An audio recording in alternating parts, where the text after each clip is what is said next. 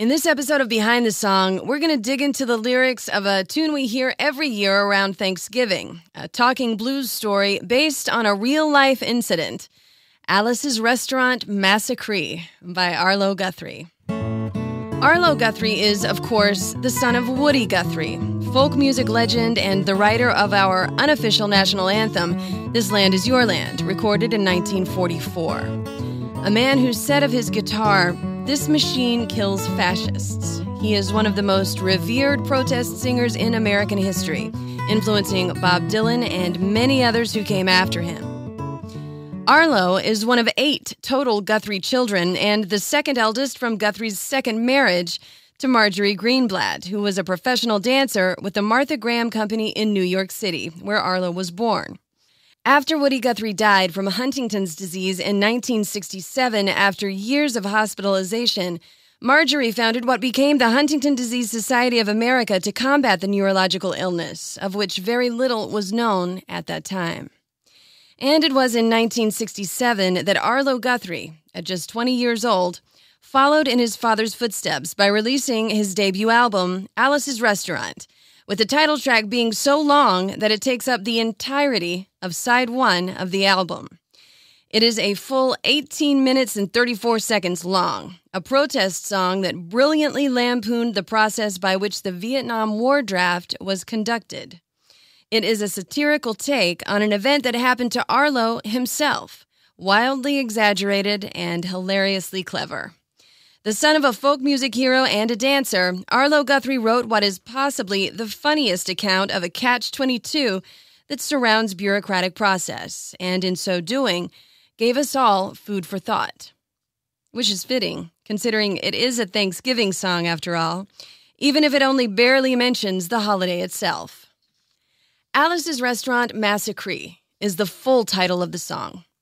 The word massacree is a term that has its roots in the Ozark Mountains, a sarcastic way of describing something that is so wildly messed up that it begs disbelief. The song starts with Arlo finger-picking the melody and progression on his guitar, a style he learned from his friend Pete Seeger and blues legends like Mississippi John Hurt. And then the lyrics go like this. You can get anything you want at Alice's Restaurant. Walk right in, it's around the back, just a half mile from the railroad track. You can get anything you want at Alice's Restaurant. This song is called Alice's Restaurant. It's about Alice and the restaurant. But Alice's Restaurant is not the name of the restaurant. That's just the name of the song. That's why I call the song Alice's Restaurant. Now, it all started 2 Thanksgivings ago, 2 years ago on Thanksgiving, when my friend and I went up to visit Alice at the restaurant. But Alice doesn't live in the restaurant. She lives in the church nearby the restaurant, in the bell tower with her husband Ray and Facha the dog. And living in the bell tower like that, they got a lot of room downstairs where the pews used to be. And having all that room, seeing as how they took out all the pews, they decided that they didn't have to take out their garbage for a long time. We got up here and found all the garbage in there, and we decided that it'd be a friendly gesture for us to take the garbage down to the city dump. So we took the half a ton of garbage, put it in the back of a red VW microbus, took shovels and rakes and implements of destruction, and headed on toward the city dump. Well, we got there and there was a big sign and a chain across the dump saying this dump is closed on Thanksgiving. And we'd never heard of a dump being closed on Thanksgiving before, and with tears in our eyes, we drove off into the sunset looking for another place to put the garbage. We didn't find one till we came to a side road. And off of the side road was another 15-foot cliff.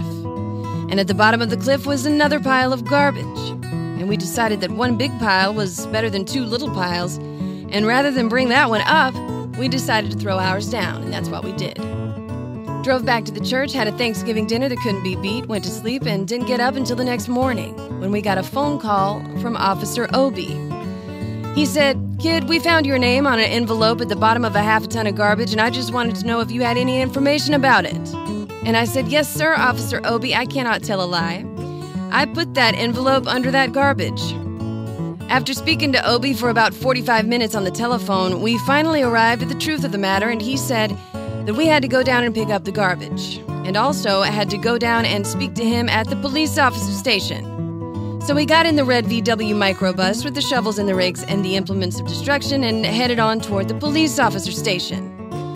Now, friends, there was only one of two things that Obi could have done at the police officer station. And the first was that he could have given us a medal for being so brave and honest on the telephone, which wasn't very likely and we didn't expect it. And the other thing was that he could have bawled us out and told us never to be seen driving garbage around in the vicinity again, which is what we expected. But when we got to the police officer station, there was a third possibility that we hadn't even counted upon. And we was both immediately arrested. Handcuffed. And I said, "Obi, I can't pick up the garbage with these here handcuffs on." He said, "Shut up, kid, and get in the back of the patrol car." And that's what we did. Sat in the back of the patrol car and drove to the, quote, scene of the crime, unquote. Now, this all really happened to Arlo Guthrie, who on Thanksgiving Day in 1965 brought his friend Richard Robbins to pay a visit to Alice and Ray Brock, who worked at the Stockbridge School in Stockbridge, Massachusetts. Stockbridge was a private music and art school where Arlo himself had graduated from. And the Brocks were certainly artistic, she a painter and he an architect. And they lived in a deconsecrated church where they would often have their young friends stay while in town. The church was built in 1829 as the St. James Chapel, and years later, Guthrie bought it and turned it into the Guthrie Center, a non-denominational interfaith community center. And Alice did own a restaurant called The Back Room prior to the song's release, which was close to the church. Upon arrival that Thanksgiving Day, Guthrie and Robbins decided to help the couple out by taking out the garbage, and not finding the local dump open on Thanksgiving Day, dumped it illegally, for which they were actually arrested by Police Chief William J. Obenheim, or Officer Obi, on the basis of finding an envelope addressed to Ray Brock in the pile of illegal garbage. The arrest was written up in the local newspaper, the Berkshire Eagle, the next day, and it went down on Guthrie's and Robbins' permanent record. And that's going to play into what happens later, as the song goes on. I want to tell you about the town of Stockbridge, Massachusetts, where this is happening. They got 3 stop signs, 2 police officers, and 1 police car, but when we got to the scene of the crime, there was 5 police officers and 3 police cars, being the biggest crime of the last 50 years, and everybody wanted to get in the newspaper story about it. And they was using up all kinds of cop equipment they had hanging around the police officer station. They was taking plaster tire tracks, footprints, dog-smelling prints, and they took 27 8x10 colored glossy photographs with circles and arrows and a paragraph on the back of each one, explaining what each one was, to be used as evidence against us. Took pictures of the approach, the getaway, the northwest corner, the southwest corner, and that's not to mention the aerial photography. After the ordeal, we went back to the jail. Obi said he was going to put us in a cell. He said, "Kid, I'm going to put you in a cell. I want your wallet and your belt." I said, "Obi, I can understand you're wanting my wallet so I don't have any money to spend in the cell. But what do you want my belt for?" And he said, "Kid, we don't want any hangings." I said, "Obi, did you think I was going to hang myself for littering?" Obi said he was making sure. And friends, Obi was. Because he took out the toilet seat so I couldn't hit myself over the head and drown. And he took out the toilet paper so I couldn't bend the bars, roll the toilet paper out the window, slide down the roll, and have an escape. Obi was making sure. It was about 4 or 5 hours later that Alice, remember Alice? There's a song about Alice.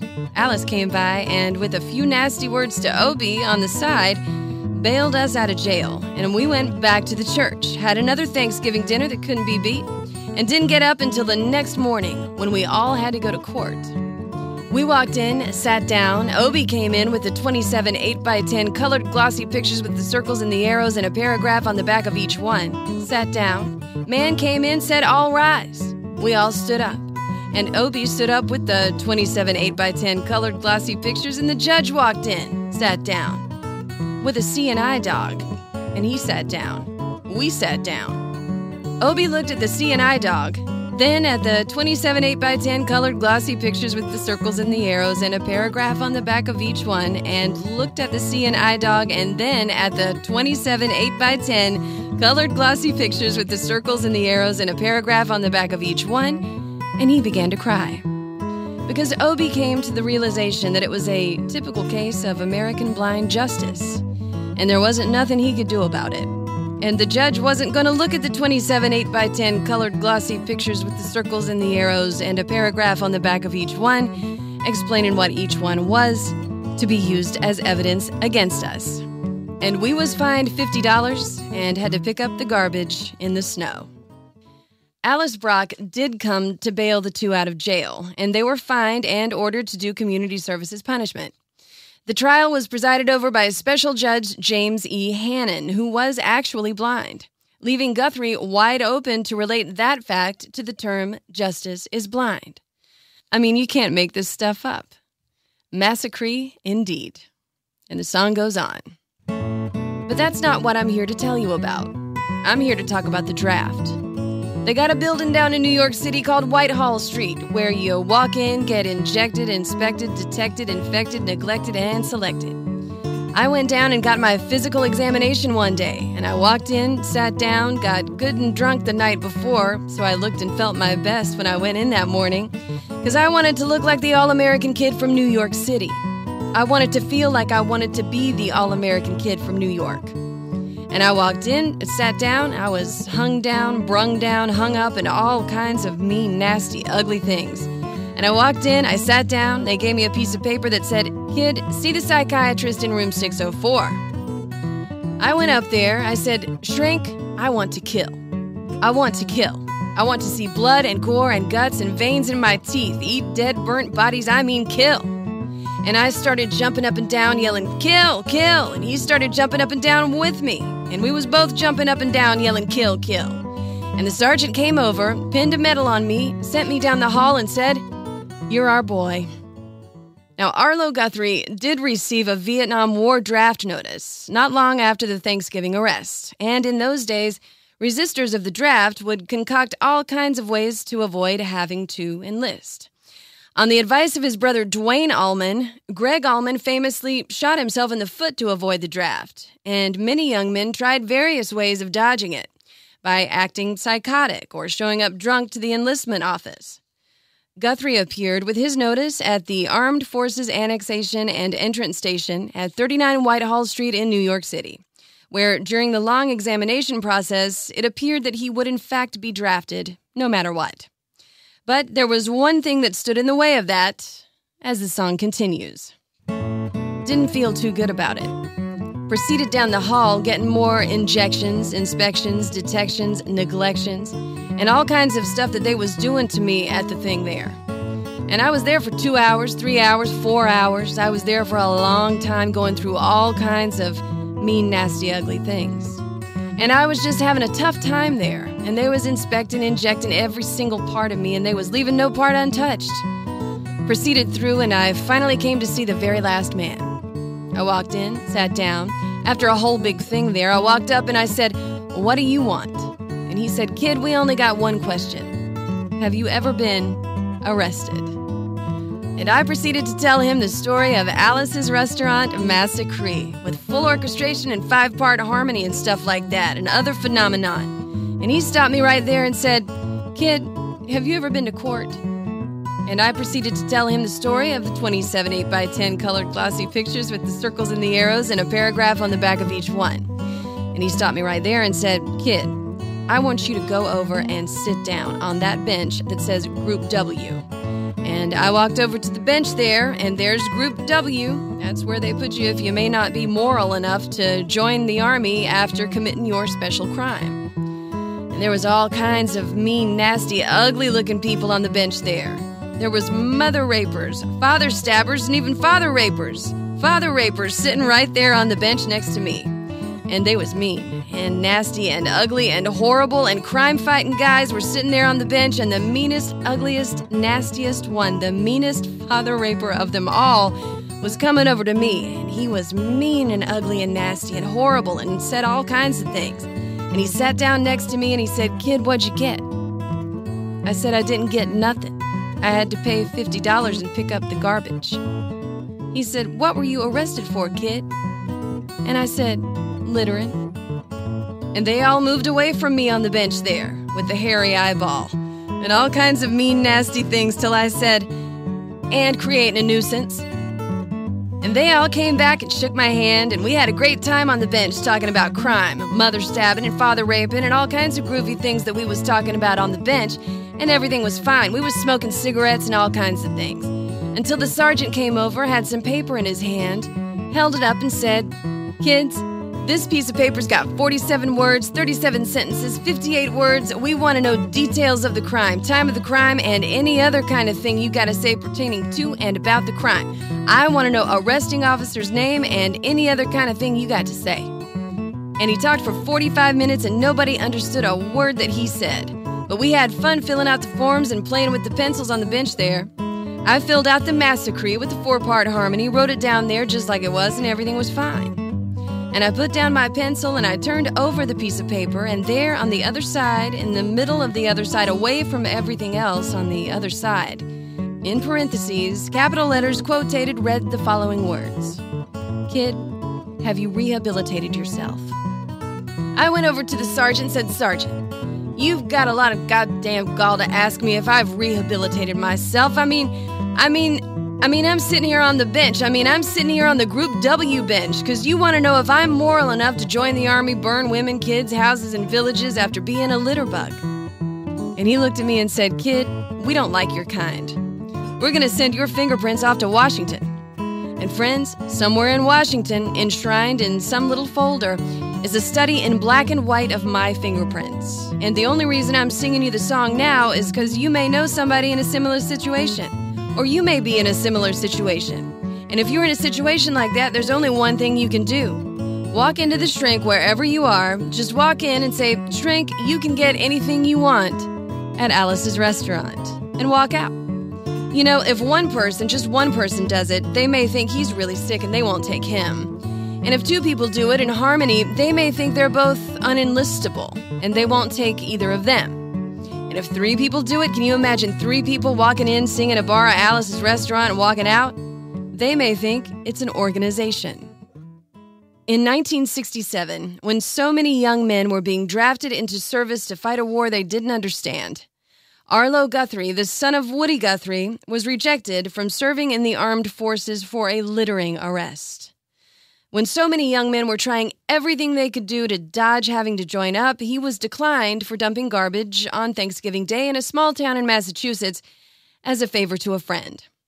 In the original lyrics in this part of the song, Guthrie used a derogatory word toward homosexuals, which was later changed because it is so offensive.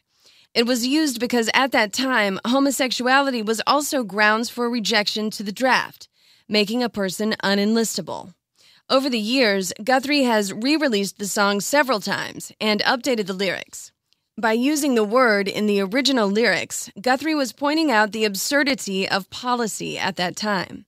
You could arrive drunk with your draft notice and get enlisted, but there were some things that would equal automatic dismissal, and they were often hard to rationalize. And the song goes on. And can you imagine 50 people a day? I said 50 people a day walking in, singing a bar of Alice's restaurant, and walking out. Friends, they may think it's a movement. And that's what it is. The Alice's Restaurant Anti-Massacree movement. And all you gotta do to join is sing it the next time it comes around on the guitar. With feeling, you can get anything you want at Alice's Restaurant. Walk right in, it's around the back, just a half mile from the railroad track. You can get anything you want at Alice's Restaurant. Arlo Guthrie has said that the song isn't about Thanksgiving or even an anti-war song, but rather it's a song about resisting stupidity. He said in an interview with NPR, "Thank God that the people that run this world are not smart enough to keep running it forever. You know, everybody gets a handle on it for a little while. They get their 15 minutes of fame. But then, inevitably, they disappear, and we have a few brief years of just hanging out and being ourselves." The song was made into a movie in 1969, written and directed by Arthur Penn, who directed Bonnie and Clyde. Guthrie played himself in the film. Alice's Restaurant Massacree was selected for preservation in the National Recording Registry by the Library of Congress as being culturally, historically, or artistically significant in 2017. It remains Arlo Guthrie's best-known and most beloved song. a cynically funny blow-up of bureaucracy that continues to entertain. And more than the song being anti-war, it is the fact that it is so downright entertaining to listen to that makes it endure for generations. A grandfather now himself, Guthrie has said that his family doesn't listen to Alice's Restaurant at Thanksgiving time, but that he's grateful that people enjoy it, and that if radio stations are going to play one song of his a year, he's glad it's his longest song. And what would Woody Guthrie, the legend who proclaimed that his guitar and the words he put to music could kill fascists, what would he say about his son's epic monologue sing-along? Arlo Guthrie said this in an interview with The Atlantic. "I can imagine the smile on his face is all I can say, because I know he would have enjoyed at least the sense of humor." I'm Janda, and this has been Behind the Song. Extra special thanks to Matt Cartsonis, the finger-picking guitar wizard who played Alice's Restaurant on this episode, and to Christian Lane for sound design. Subscribe on Spotify, Apple Podcasts, Google Podcasts, or Podcast One, or stream for free at WDRV.com Behind the Song or on the Drive app. Subscribe to the Behind the Song podcast on YouTube and see the video episode. Follow me on Facebook and Instagram at Janda Lane Radio and on Twitter at Janda Lane. On the way, episodes about the lyrics of some great holiday tunes and more classic rock and roll. Have a song you'd like to hear more about in an upcoming episode? Just drop me a note in the comments and let me know. And thanks for being a part of Behind the Song.